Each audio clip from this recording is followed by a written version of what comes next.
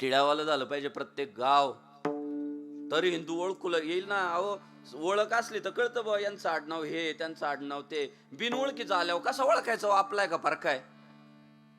शेवटी टिळावरनच कळणार ना. परवा एका आमच्या बहिणीला म्हटलं, टिळा का लावत नाही ग तू? ती मला म्हटली, मी सायन्सला आहे.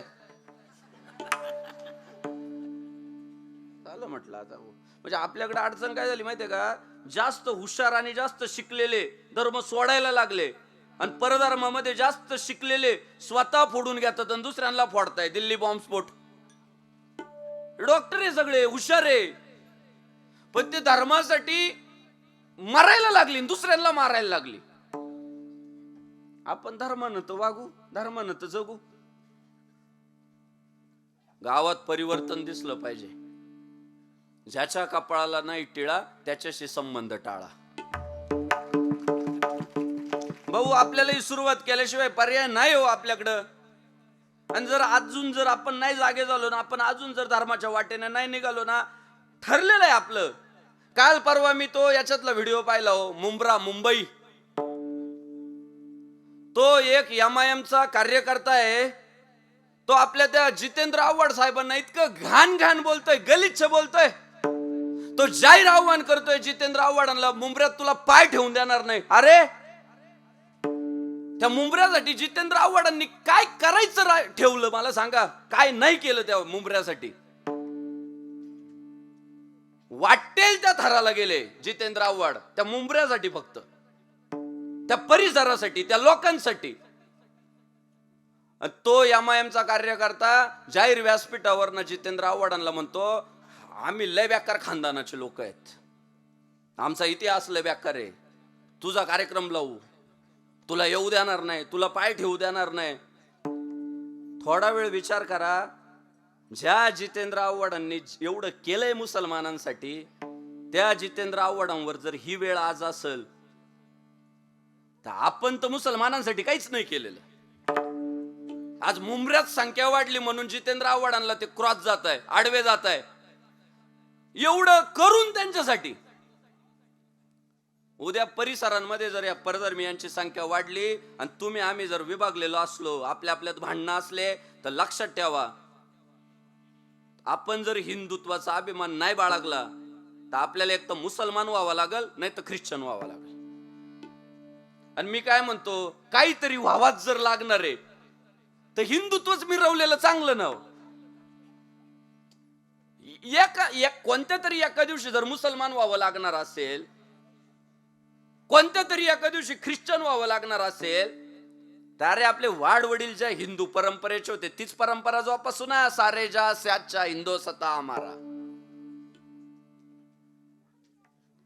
तिचाच अभिमान बाळगू. त्याने काय तोटा काय होणार नाही, फायदे नक्की होतील. आणि त्याच्यासाठी संघटन, एकजूट, एक विचार. आपल्याकडे राजकारणामुळे फार नुकसान होतंय. किती गाव एकत्र आलं, निवडणुका लागल्या की पांगलं.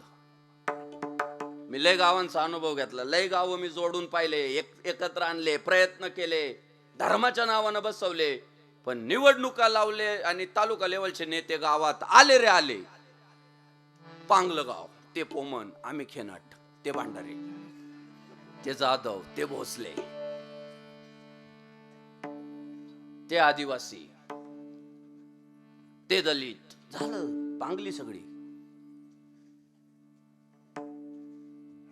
काय कुठं आज परिस्थिती काय? जाहीर महाराष्ट्राच्या मातीत तिकडे इम्तियाज जलील सारखा माणूस म्हणतोय की जरी छत्रपती संभाजीनगर तुम्ही कागदोपत्री केला असेल, मी औरंगाबादच म्हणणार. आणि हिंदूंना राग सुद्धा येत नाही.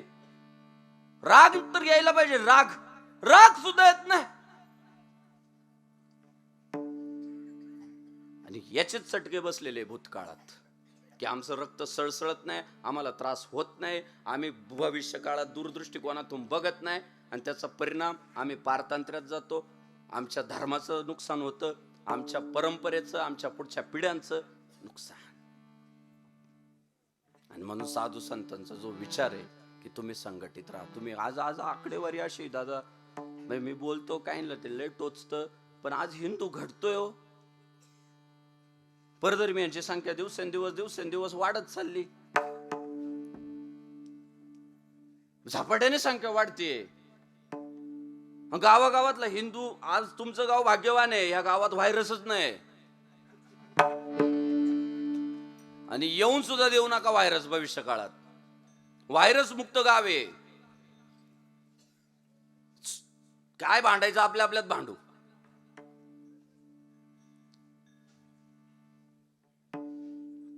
ते हम दो हमारे दो जे आहे ते आपल्या हिंदू बांधवांनी इतकं मनावर घेतलं, जणू काय ते वेदातलंच वाक्य आहे.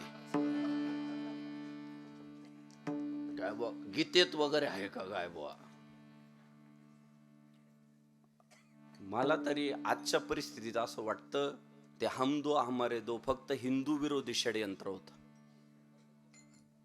फक्त हिंदू विरोधी षडयंत्र होत. आजची परिस्थिती जर पाहिली तर घरांमध्ये हम दो हमारे दो नाही राहिलं.